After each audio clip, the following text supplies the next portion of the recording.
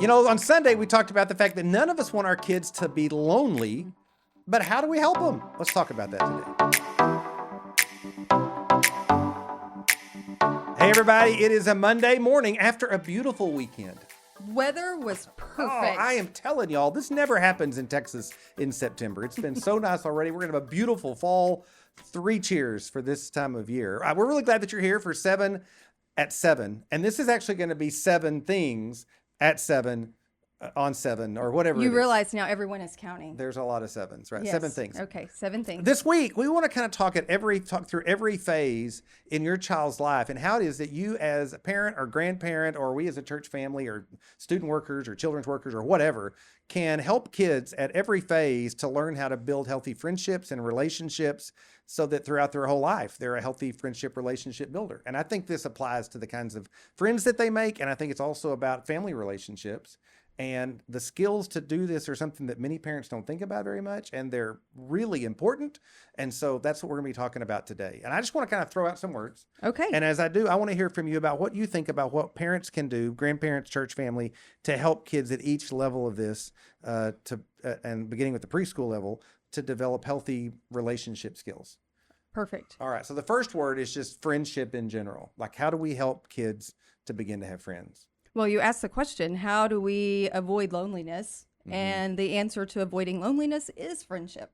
Mm-hmm. So we have to work on our kiddos to help develop those things. Some people think that they're geared naturally to make friends, and it's true. There are some people with some extroverted personalities, so maybe people gravitate to them naturally. But even that has to be cultivated. Mm-hmm. So friendships don't just happen by themselves. You have to learn how to make friends. You have to learn how to be a good friend.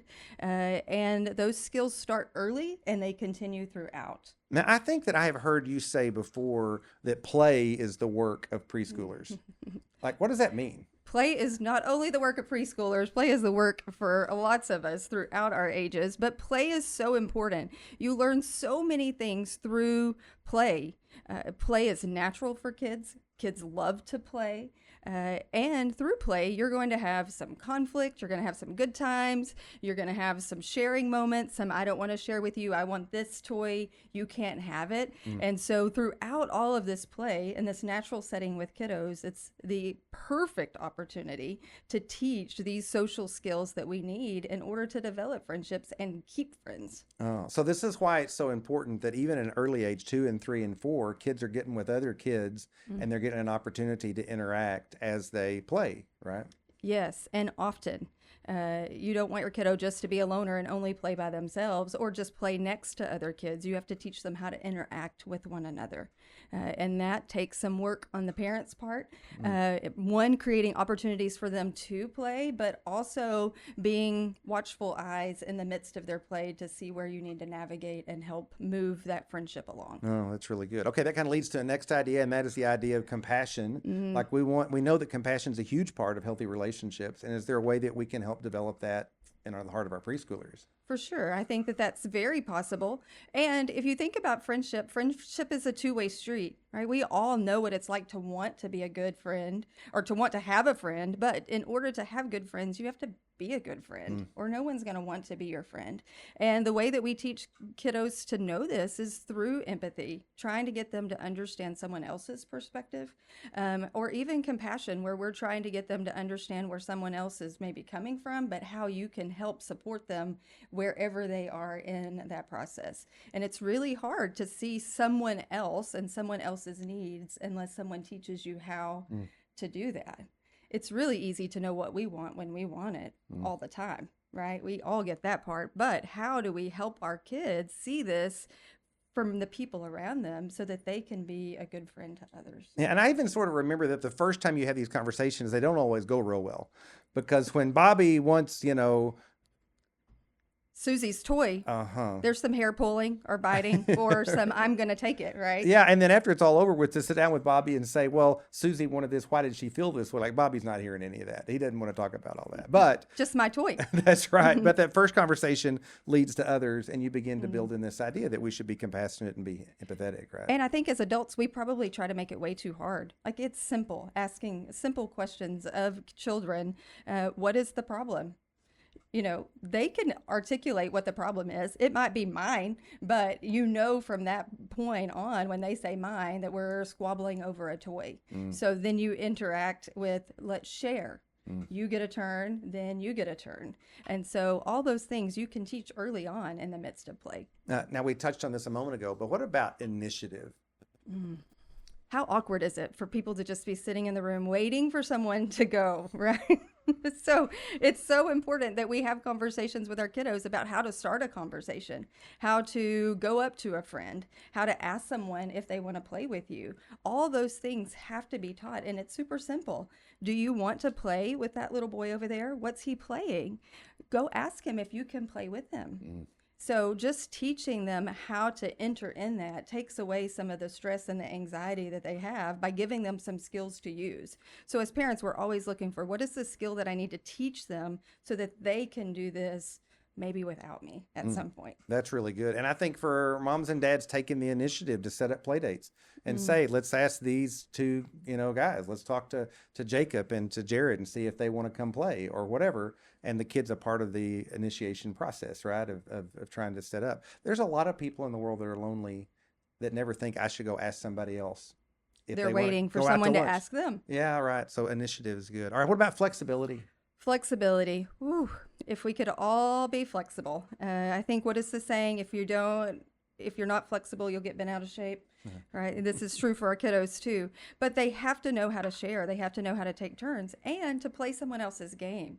So we have to talk to our babies early on about what games can we play? What does so-and-so like to play? Well, what does this person like to play? So that they can be flexible in the moment to know that it's not always about you and what you want to do. You have to think about what do the other people want to do.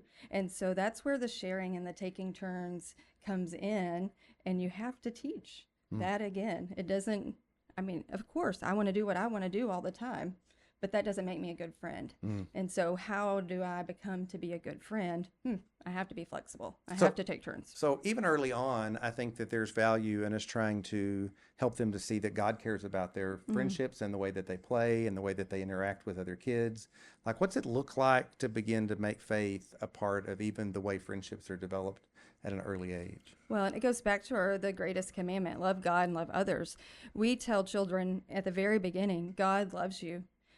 Jesus wants to be your friend for life. So early on, we're planting these seeds of faith for them, and that in return, we love other people because God loves all people. And so we're teaching them early that it's our job to love. And we see what that looks like because we know what God does for us, how he shows his love, what Jesus did for us on the cross. And so we start early teaching our kids that they have a job and a responsibility to love others. And so this can happen naturally when you're asking friends to come over.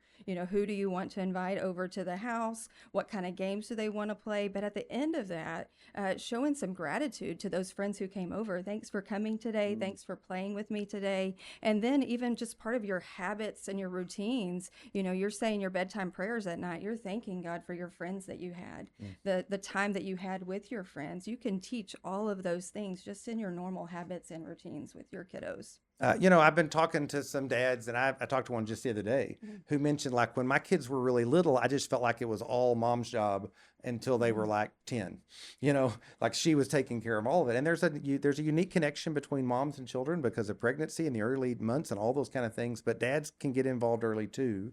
And these kind of things we've talked about are things that dad can be engaged in as well, right?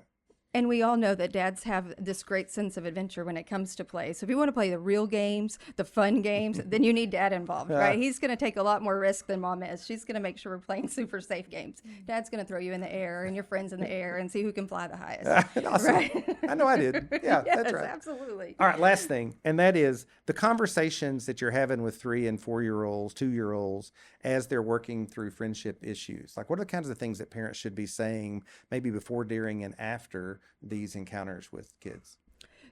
preparation is so important for our kiddos to be successful in the midst of play. So you have to have conversations early on and even some role playing about what toys are we going to get out? What are we okay with everybody playing with? What are some games that we want to play? So you start that in the beginning before the play date even starts, where you're having conversations about different games that we could play, different toys that we could play with, how we're going to be okay with sharing our toys. What if somebody brings some toys over? How are we going to keep all of those together? What happens if you're building a tower and somebody knocks it over? All these things you're talking about before, just to give them some sort of something to hold on to in the midst.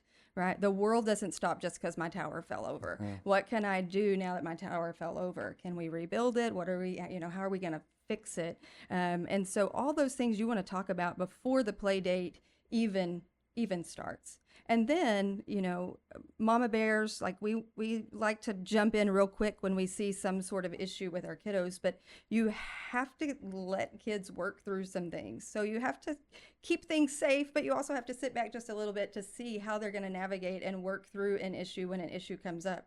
We all know if there's more than two-year-olds or three-year-olds in a room, something's going to come up. So you're watching to see what's happening and intervening, of course, if there's anything that's unsafe at that particular moment. But you want to teach them how to work through those things and not just try to fix it, but ask questions in the midst of it to help them navigate to a solution. Yeah. And then I think after it's all said and done, to have the opportunity to go back to your kids and say, here's what happened and what'd you think about this and how'd you feel about this? And if this were to happen again, how do we think we would handle it? And again, at different ages, they're able to have deeper conversations about these things. But early on, I think there's value in the follow-up, and and all of it raises the value of the relationships, and that you as a mom or a dad really value their ability to make friends, which is good for the heart of the kid.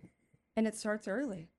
So think about if you're not learning these things early on, how difficult it's going to be when they get older. So as parents, we have to know that this is crucial time to helping develop friendships and awareness of other people. It starts in the very beginning. And as a church family, I would want us to understand that these early years, 2, 3s, and 4s, are so critical to so many things that happen down the road. And if you've never thought about being a preschool worker, maybe you should.